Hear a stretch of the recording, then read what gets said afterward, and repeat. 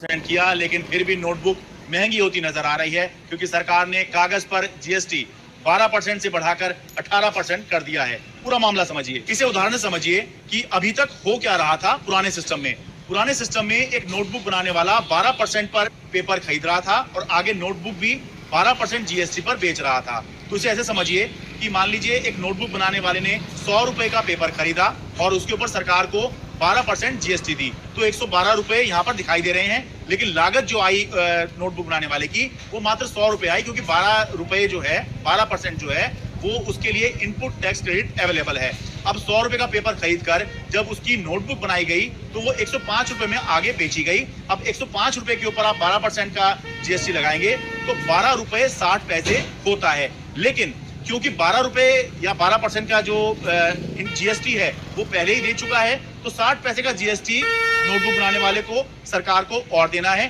तो ऐसे में जो लागत आई नोटबुक बनाने वाले की वो थी 105 रुपए, जबकि जो नोटबुक बेची गई वो थी जीएसटी के साथ 12% जीएसटी के साथ 117 रुपए 60 पैसे पुराने सिस्टम में। अब समझिए कि नए सिस्टम में क्या हो रहा है। नोटबुक बनाने वाला 100 रुपए का कागज खरीद रहा है और उसके ऊपर वो 18% जीएसटी दे रहा है। अब उसकी लागत जो है, जो पुराने सिस्टम में 100 रुपए थी, अब वो बढ़कर 118 रुपए हो गई है, क्योंकि आगे उसको 18% पर इनपुट टैक्स क्रेडिट नहीं मिलेगा, क्योंकि सरकार ने ये नोटबुक जो है ये एग्जाम कैटेगरी में डाल दी है। अब 118 रुपए का जब लागत पड़ गई तो उसकी जब कागज की उसने कॉपी बनाई तो 5 रुपए की मानने की लागत आई तो 123 रुपए की हो गई। तो पुराने सिस्टम में जहां 12% जीएसटी के बावजूद भी 117 रुपए 60 पैसे की आपको एक नोटबुक पड़ रही थी, वहीं अब 0% जीएसटी के बावजूद आपको 123 रुपए की, यानी कि 5 रुपए 40 पैसे महंगी मिल रही है नोटबुक, जबकि 0%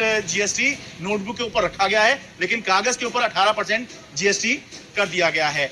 जो नोटबुक बनाने वाले मैन्युफैक्चरर हैं वो ये कह रहे हैं, सरकार ने एक नोटिफिकेशन करके ये व्यवस्था दी है कि नोटबुक बनाने वालों को 0% पर ही, क्योंकि वो 0% पर ही आगे नोटबुक बेच रहे हैं, तो उनको कागज भी 0% पर ही दिया जाए। लेकिन बताया जा रहा है कि मिल वाले जो है उनको 0% पे नहीं दे रहे हैं, क्योंकि उनका कहना है क्योंकि फिर अगर वो 0% पे दे देंगे तो उनको इनपुट टैक्स क्रेडिट नहीं मिल पाएगा। तो किसी भी हाल में वो 0% पे जब मिल वाले नोटबुक बनाने वालों को देने को तैयार नहीं है, तो फिर लागत जो है